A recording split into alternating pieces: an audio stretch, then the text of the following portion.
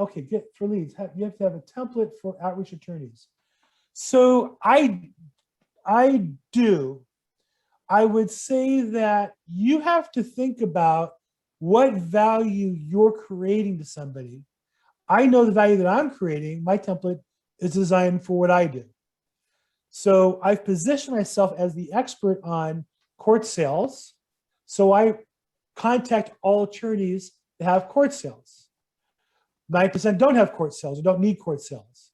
And so there are other agents who come on this call from time to time who particularly market those attorneys that don't require court confirmation. And what's their basis? It's like, to me, it's like anything else.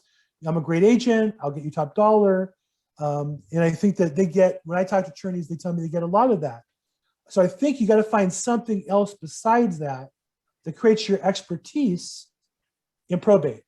And so this is why I say that there's 11 ways to get sales, and marketing attorneys is only one of them. If you want more attorney relationships, like number 5 today, obviously, if you buy a property, represent a buyer, and you actually make an offer and get into escrow, you're going to meet the attorney at court. Well, that's a great way to meet the attorney. Of the other 9 ways, one way I talk about is finding out if your clients have living trusts or not. If they don't, referring them to attorneys that do living trusts. That's another way to meet attorneys. So again, you can cold call or cold mail attorneys. I'm not saying that's wrong. What I'm saying is I would supplement that with 1 or 2 of the other 11 methods so that now those are working synergistically. So imagine if you mailed an attorney for every filing, and then you also end up writing an offer on a listing where he's representing the petitioner, he sees your name a second time. The next time your mailer comes in on a filing, he's more likely to take you seriously. Does that make sense? So I'm really big on trying to find multiple angles of attack on the same person rather than one, because if it's just one angle, it's very competitive. Yeah, so I've been prospecting, cold calling the older probates, and MTI Education says, yeah, that's a good source to get some people that might be thinking about selling now that's on the fence. But for the last 2 weeks, like most of them been, they said they already sold, or they're going to keep the property, or wrong number or something like that. What is your process for calling the new probate cases, as far as cold calling and building up a rapport?